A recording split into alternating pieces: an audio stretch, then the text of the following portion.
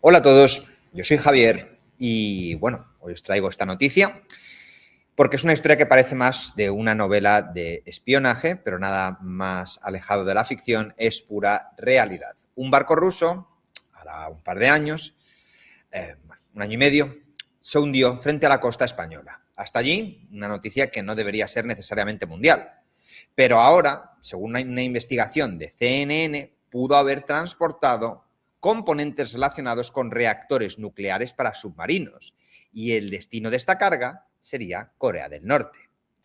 Así que vamos a ir por partes porque hay bastante lana que cortar. Y si os gusta este tipo de contenido, noticias todos los días, comentadas en detalle y analizadas, sobre sucesos, sobre monarquías, sobre política y hoy sobre geopolítica.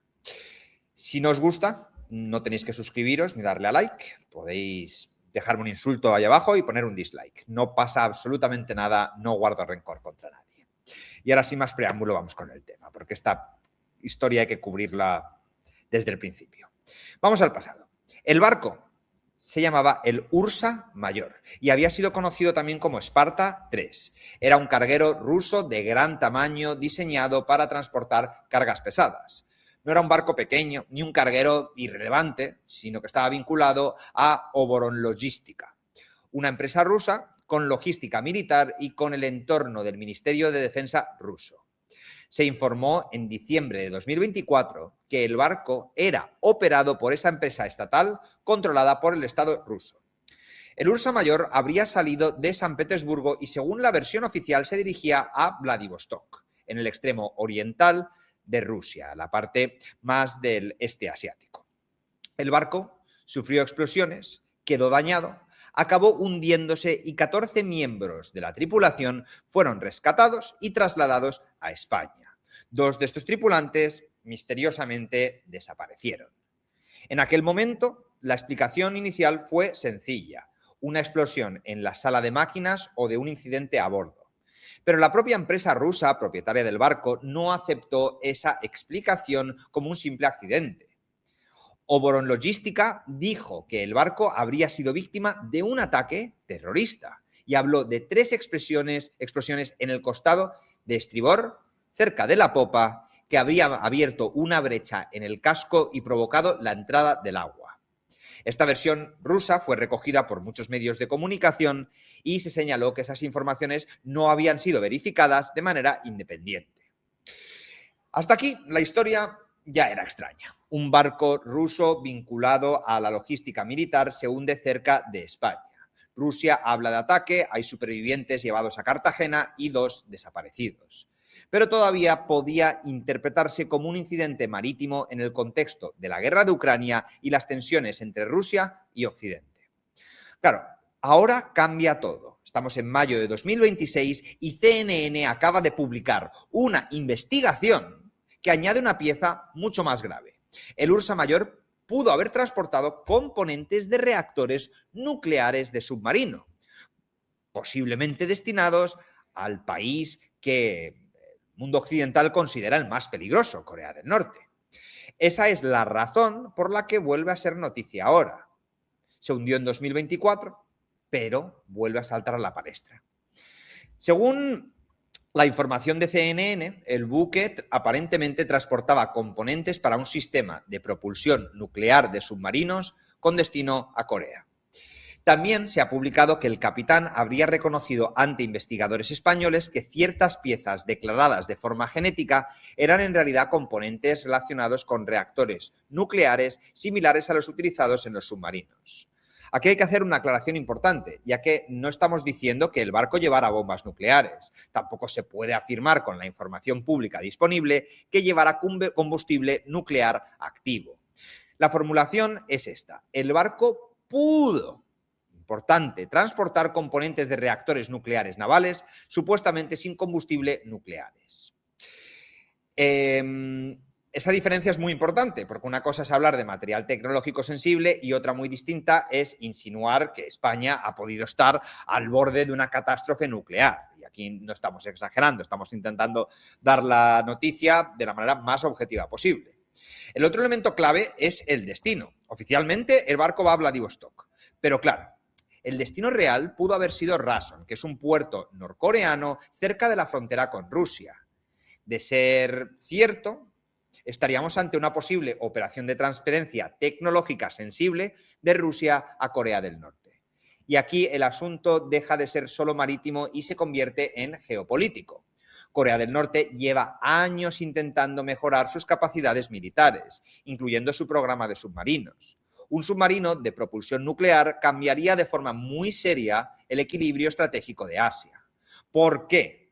Porque permitiría a Corea del Norte operar más tiempo bajo el agua, ser más difícil de vigilar y proyectar una amenaza más grande pues, a Corea del Sur, a Japón, a Taiwán, a Estados Unidos, vamos, los enemigos de Corea del Norte. En paralelo, Rusia y Corea del Norte han estrechado mucho su relación en contexto de la guerra ucraniana. Pyongyang ha proporcionado apoyo militar a Moscú y la pregunta es, ¿qué estaría recibiendo a cambio?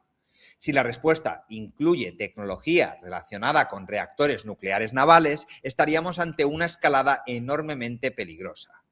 Ahora bien, una pregunta que se ha hecho mucha gente desde diciembre de 2024 es ¿quién hundió este barco?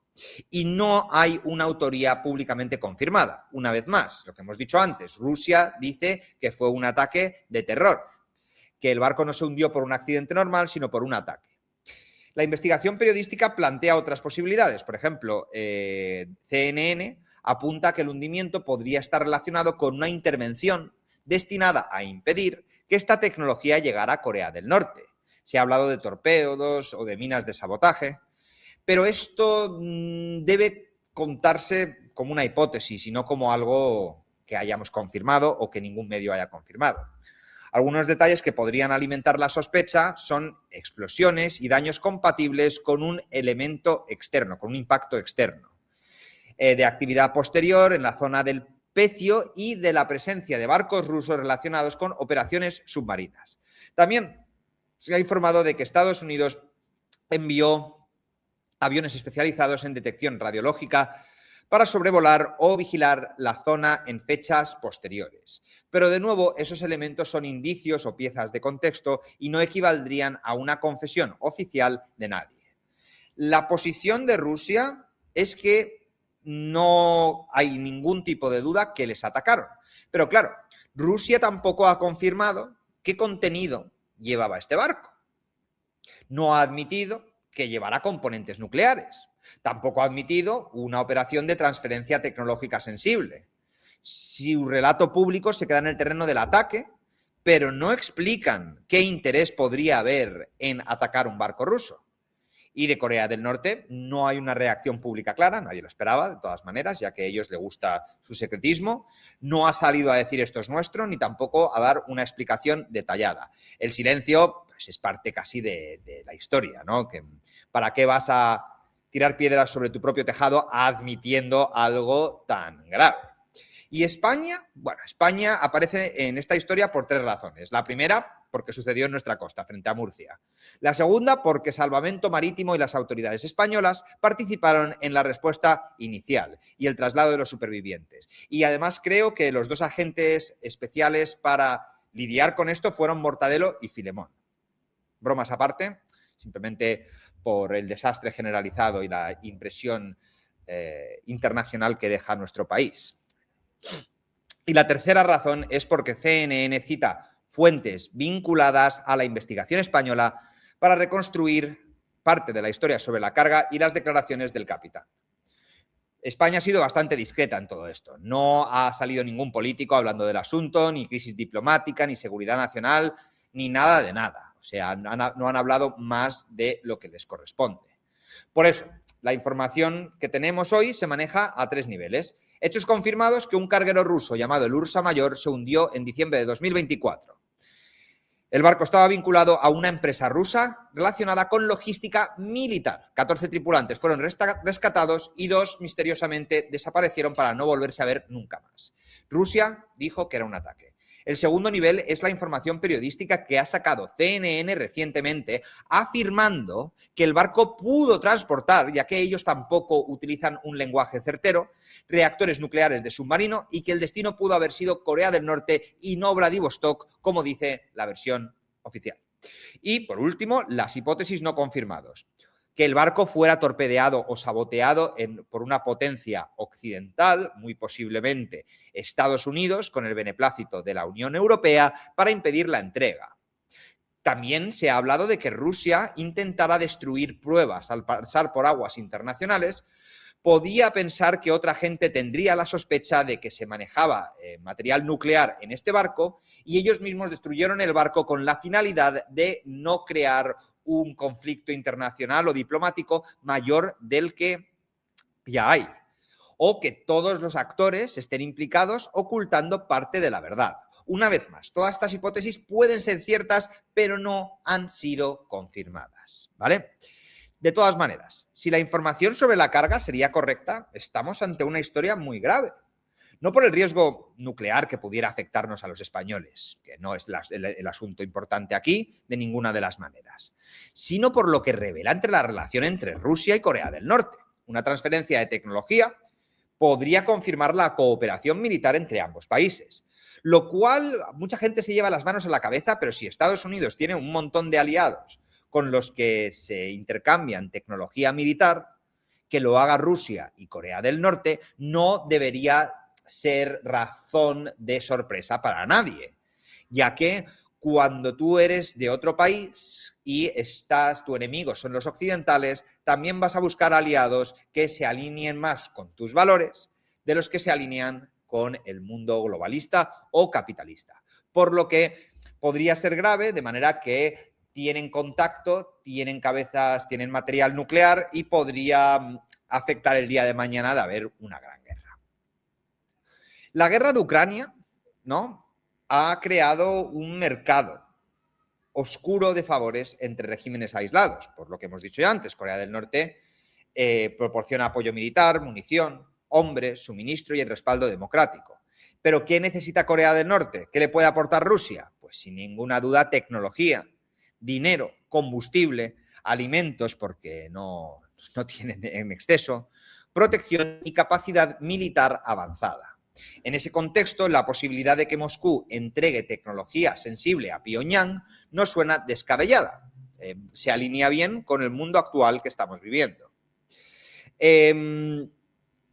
Ahora bien, en la política internacional muchas veces la noticia real no aparece el día del suceso, aparece meses después cuando alguien investiga. Y si confirmáramos esto, la historia del Ursa Mayor es mucho más que un naufragio. Es una fotografía del mundo en el que vivimos. Dos mundos separados y los países de ambos mundos alineándose unos con otros. No vamos a vender pánico de ninguna de las maneras, no vamos a decir que se ha estado a punto de sufrir una catástrofe nuclear. El punto es otro. El punto es que es una pieza de una acción geopolítica enorme. Moscú, Pyongyang, Washington, la OTAN, Mediterráneo y la guerra de Ucrania. Así que la historia se queda en ese terreno incómodo. Lo bastante documentada para ser noticia, lo bastante oscura para no tener información fidedigna, aparte de lo que aquí hemos comentado. Así que una nueva ventana a la Guerra Fría que estamos viviendo. Se estudiará como la Segunda Guerra Fría, me imagino, lo que está sucediendo ahora mismo en el mundo, a no ser que, que se nos adelante una mundial. Y sobre todo me interesa saber lo que pensáis vosotros de todo este asunto. ¿Tenéis miedo? ¿Pensáis que la cosa va a ir mal? Yo siempre os estaré leyendo y nos vemos en otro vídeo aquí muy pronto en A Prueba con Nota Alta. Gracias por estar allí. Hasta luego.